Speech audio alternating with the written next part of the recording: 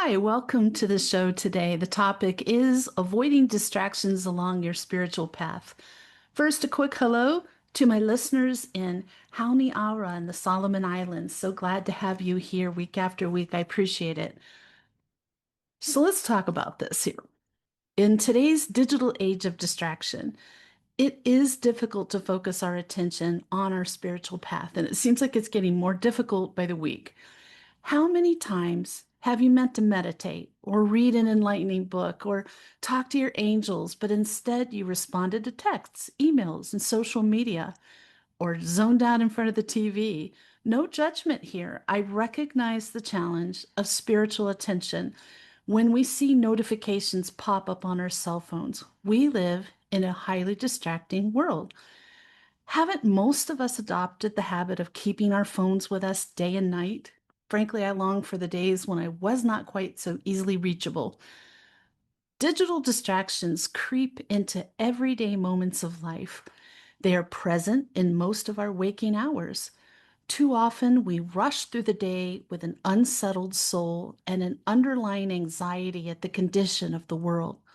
Technology, communication, and entertainment aren't the only source of distraction. The pace of work and family life often squeeze out time and mental bandwidth for staying connected to God or your higher power. Maybe you can relate to the following. A person said, just as I began to talk to my angels, a thought pops into my head. Make sure you take something out of the freezer for dinner. Hoping I remember later, I press on, trying to settle my mind and listen to my angels. Then a problem comes to mind, bringing with it negative thoughts and unwanted emotions such as, I didn't get that work project finished yesterday. Why am I so slow? Why can't I get it together? I'm trying to focus here. I often feel like I have spiritual ADD. How about you? Do you find it a challenge to focus your attention on your spiritual journey? Our spirituality deepens as we learn to be attentive to the divine in all aspects of life. We can start now to develop a deeper relationship with our higher power and our angels. I'm going to give you some simple ways to overcome spiritual distractions. So you can consider this list of ideas to experience a more focused spiritual journey for yourself. Choose a few of these to begin to practice today if you can. Silence your phone and put it out of sight for a while. Take a few deep breaths, letting go of tension as you exhale. Breathe in peace and love and exhale your distracting thoughts. Give yourself time to transition from activity to attentiveness, from doing to being present. Stillness and silence help turn our thoughts to higher matters. If you get distracted, just come back to focusing on what is most important regarding your spirituality today. Keep paper handy to note tasks that come to mind. I actually do that in my phone under notes, so you can do it digitally as well. Writing relieves you of the fear of forgetting something important. You can just then put it out of your mind because you know you have a reminder of it for later. Ask your angels to help you focus on your spirituality and block distractions from your mind. They will put up spiritual blinders. They show me in session when they're doing that for people. Read a page or a chapter of a spiritual book as a helpful warm up for your attention. Spiritual reading instructs, inspires, and equips us. Be sure you don't let that replace consistent practice of prayer, meditation, and talking to your angels. Journal your thoughts and emotions on days when you feel overwhelmed with an issue. And so many people are feeling incredibly overwhelmed right now. So I think this will really help you. Write that out to your higher self, which is your soul, getting it out of your head and onto paper. When problems are consuming, this practice can help us clear our heads. Also, written prayers and angelic requests remind us of God's presence during challenges we face. This can be helpful before or after your time of meditative reading. Trust that you will be led to do what is right for you, as there is not a right or a wrong order to any of this. Read a spiritual blog post.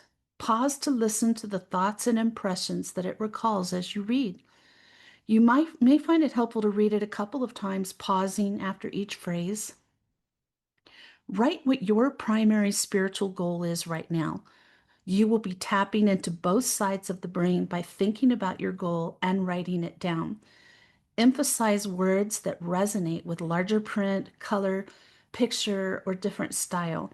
It's not necessary that you be a great artist. It's not about that. You are expressing your goal and the emotions around that goal. Writing slows your mind and focuses attention. Adding a creative element integrates the right and left brain. Expect your higher self to speak through insight, observation, impression, or reflection. Ask God, what do you want me to know about this today?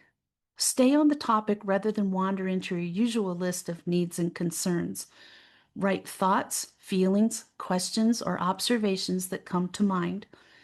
View this interchange as a relaxed conversation between trusted friends. For those who do not like to journal, try using bullet points and short phrases instead. Invite your angels to continue the conversation and help you to communicate with the divine during your days. Take a pause during the day, which is just a mental timeout. Turn your attention to your higher power with a quick prayer as you remind yourself of their presence. Memorize the spiritual quote that speaks to you. Trust your angels and your higher self to remind you of God's presence through that quote. Trust your angels, a lot of trust here, with your spiritual attention. Ask for their help and then trust that you will develop deeper attention over time. You will discover your own ways of settling your thoughts and opening your ears to divine messages. I just remind you, if you're finding this episode helpful, like and subscribe because it does help me and I really appreciate it. So you can try these simple ways to focus your attention on your spiritual journey and open your ears to divine voices. Growing deeper with your higher power begins with the love you feel and continues with your response. Consciously respond with a desire to hear God and your angels. Making the effort to focus our attention on the divine places us in a heart posture to receive all that the universe has for us today. Bring the sacred into your moments with deeper spiritual attention. You can entrust your battle with distraction to God's loving care. So here's the topic I hear people talk about all the time when they come to see me, how to stay focused during meditation. And I have my own little method. I'll get into that to stay focused. But are you feeling distracted every time you try to meditate? Just know you're not alone. Understand that distracting thoughts are a part of meditation. The good news is you can train your mind to release those distracting thoughts and train your heart to focus more deeply. My trick for that is that when I'm meditating, it's natural that thoughts pop into my head and your head. And what I do is I imagine that thought goes into this red balloon, a helium balloon attached to a string, and I'm holding the string. And I imagine I release the string, and that red balloon sails off into the sky and out of sight. And then my mind is clear again. And every time a thought comes into my head during meditation, I repeat that exercise. And eventually thoughts come into my head less and less, which allow me to go deeper into meditation. You can try this trick for yourself too. So I'm going to talk about how to stay spiritually focused in our distracted world. Because again, our world is full of distractions. There's entertainment at the touch of our fingers most of the time. We have never been more connected with the news of the world around us. Updates from the lives of our friends, opinions of people we don't even know. Research shows that iPhone users unlock their phones an average of 80 times per day. In addition, it was shown that the average iPhone user checks their phone between 6 and 7 times an hour. That's about once every 10 minutes. Our days are constantly interrupted by texts, tweets, push notifications, ads, social media posts, emails, and on we go. Our brains are being trained to crave distraction, to seek it, With this increased connectiveness, if we're not careful, we can become seriously distracted from our spirituality and any other goals we have. If there's quiet, we tend to seek to fill it with noise. If there's a moment to slow down and seek the divine, we tend to distract ourselves instead of giving our attention to higher matters. A simple definition of distraction is something that turns your attention away from what you want to concentrate on. And this is exactly what the dark wants for us. The dark loves distracted people. It doesn't care what that something is. It just wants to turn our attention away from the light. And the divine is the source of light. The dark's goal is to cut off our connection to our higher power, angels, and anything divine. When we ponder how that might happen, we tend to think of drastic measures, but the reality is that all the dark has to do to accomplish their goal is to distract us. And when we become distracted, we become disconnected from our Creator, which is disconnection from spirituality. Of course, the dark wants to do everything in its power to make sure we don't trust God or angels or even believe in them. But once it's lost that battle, the next best thing it can do is make sure that good people get as distracted as possible. The most distracted spiritual people become neutralized.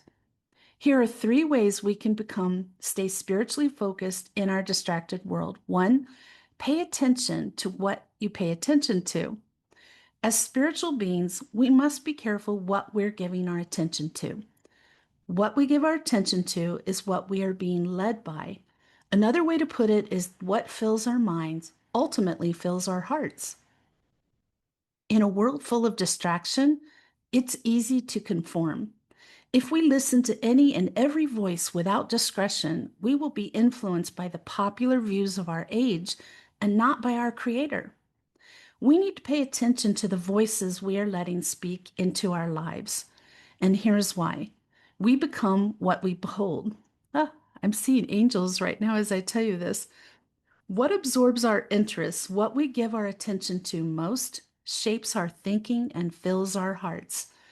Where we spend our time will shape our lives. What we watch will change the way we see the world. What we listen to will change the way we speak about others. What we read will change the way we think about issues. So, as spiritual beings, we must make sure we are spending more time in contemplation, reflection, prayer, meditation, and communion with the divine than we are in listening, watching, and reading the voices around us. We need to diligently evaluate what we're filling our minds with in order to protect our hearts. 2, create boundaries and constraints. When it comes to guarding what is valuable in our lives, we set up boundaries and constraints to make sure those valuables are protected, even from themselves. For example, if you have a dog, you know you cannot trust your dog to stay by your side when you go on a walk. That's why you put them on a leash. No matter how great your dog is, their instinct is to chase a squirrel, a cat, or really anything that distracts them, even if it means putting themselves in danger. A leash is a constraint that protects a dog from itself. In the same way, we need to set up constraints and boundaries in our lives to protect ourselves from ourselves. We so easily forget that it's said, people do not drift toward holiness, we drift toward disobedience. That means we do not drift toward spending time talking to our higher power and our angels. We drift toward distraction and letting other things fill our minds. And in modern life, distraction is always creeping around the corner. Our attention is the most valuable commodity for businesses and marketers, and they want to do everything they can to capture our attention, which means we must do everything we can to control what we give our attention to. I mute commercial breaks. I usually don't even, number one, don't watch TV. I tend to listen to it. So if I mute that commercial break, I miss the commercials, and that's fine. I don't want to be sold things. We need boundaries and constraints. So let's get practical with 3 simple ways you can take control of what you give your attention to. First, turn off push notifications. Oh, it's such a relief. This may scare you if you've never done it before, and you may hear this and feel as if if you turn off push notifications, you're going to miss out. But you will find freedom. Instead of being notified of every little thing on social media or every email that hits your inbox, you get to control when and what you give your attention to. Number two, set screen time limits. Oh, if you find yourself endlessly scrolling through social media and other apps, set up screen time limits to help you control your time. This will cut off access to certain apps on your phone after a certain amount of time. I don't know about you, but when Apple released this new feature and showed just how much time I was spending on my phone and certain apps, I was embarrassed. My daughter at that time asked if she needed to seek intervention for me. That's not good. I'm glad she brought that to my attention. To make the best use of our time, we do need limits. Number three, take regular breaks from social media. I got this tip online a few years ago and implemented a plan for myself. I created a personal social media rhythm by taking a break 2 days a week. My next goal will be taking a break 1 week per month.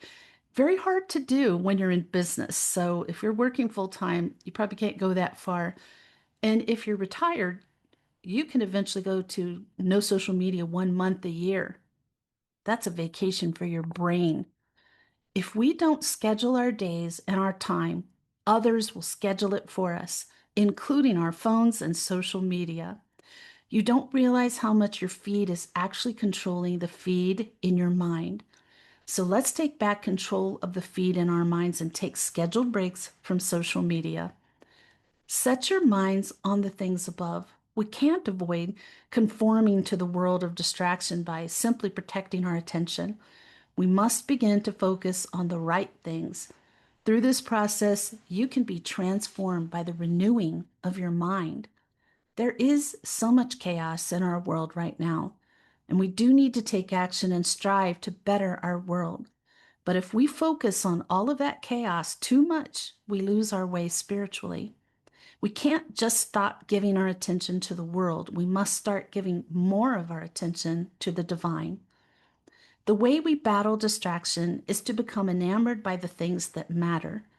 That is our connection to a higher power, our relationship with our angels, being better people day by day, and keeping our frequency up. When we set our minds on the divine, we will see our spiritual journey as more beautiful, more newsworthy, and more compelling than anything else in our life, and everything else will be put in the right perspective. The only way we can make sure our mind and heart is focused on our spiritual journey is to fill our mind with the higher matters. So, in an ever distracting world, the way we stay spiritually focused is to set our minds on the divine. You may wonder if you're being distracted spiritually. Signs of a spirit of distraction, which can hinder your spiritual growth and focus, include a dulled heart, difficulty focusing, and a tendency to prioritize worldly concerns over spiritual ones. Other indicators are a pattern of broken relationships, feelings of shame or burnout, and resistance to change. Ultimately, distraction can manifest as a feeling of being mentally busy, yet spiritually dry. Let's go through these signs more in depth, one by one. First, the dull heart. A heart that has grown dull is less sensitive to spiritual promptings and less responsive to guidance from God or angels. I went through a rough time years ago when nothing was seeming to work out. Everything I tried failed, and I felt really down. And the more I tried, the more I cried when it didn't work. My frustration went on for over a year, and I lost my enthusiasm for spirituality.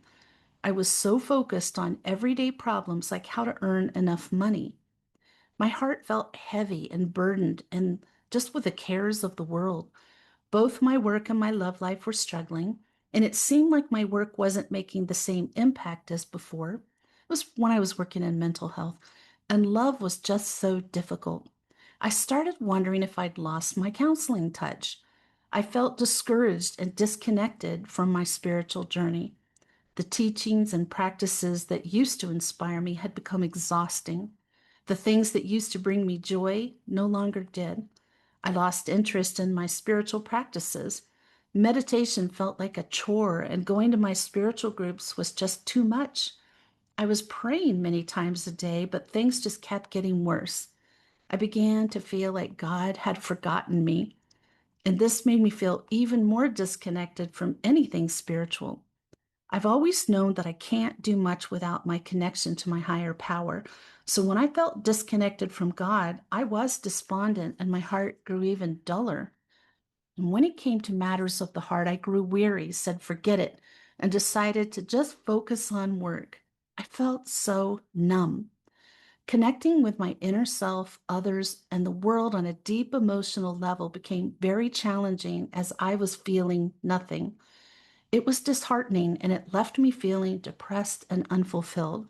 You may recognize this description as a dark night of the soul, and you are correct.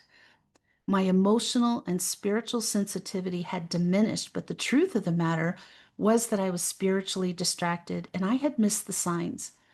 Recognizing that my heart had grown dull was an invitation to explore and rediscover the things that used to inspire and bring me joy. I reflected on what initially drew me to my spiritual path and found ways to reignite that spark. And I realized how much I really needed it. So, another sign is difficulty focusing. This can involve trouble paying attention to details, being easily distracted, and struggling to manage time or complete tasks. Next is prioritizing worldly concerns. This means worldly matters such as material possessions, relationships, career ambitions, taking precedence over spiritual pursuits and values. Next, broken relationships. A pattern of strained or broken relationships can be a sign of spiritual distraction, as it indicates a lack of love. It can indicate a lack of love, empathy, and connection. Next is feelings of shame or burnout. These emotions can indicate a disconnect from one's spiritual center and a struggle to find meaning and purpose. Next, resistance to change. A reluctance to adapt or grow spiritually can be a sign that you're stuck in a state of distraction and unwilling to move forward. Next, mentally busy, spiritually dry. This feeling suggests a focus on external activities and achievements while neglecting inner spiritual development. Some further considerations are spiritual warfare. Some view distraction as a form of spiritual warfare, with the enemy, the dark, attempting to derail individuals from their faith and purpose. There's a lot of that happens, actually. Next, external and internal sources. Distractions can stem from both external factors like technology or social media and internal factors like negative thoughts or emotions. And the enemy's tactics, and the enemy is the dark, my friends. The spirit of distraction may involve tempting individuals with worldly desires, sowing seeds of doubt, and twisting God's word to suit worldly desires. In conclusion, it's easy to become distracted. You know that. Our world offers a whole lot of them. If you can catch it early, it's not difficult to turn things around. And if you didn't catch it early, you can still turn it around. Take a little more time. I know many people are feeling lost and disconnected from God at this time. They are losing faith, and it's likely they have become overwhelmed with distractions and lost their way. No matter how far you have drifted from your spirituality, your spiritual practice, and your connection to Source, you can find your way back.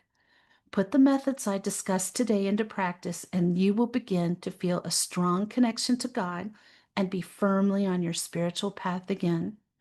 Thank you for tuning in today. Next Sunday, the topic is Ancestral Apologies. And may your angels surround you. May your angels protect you every moment, every day of your life. I'll see you next week.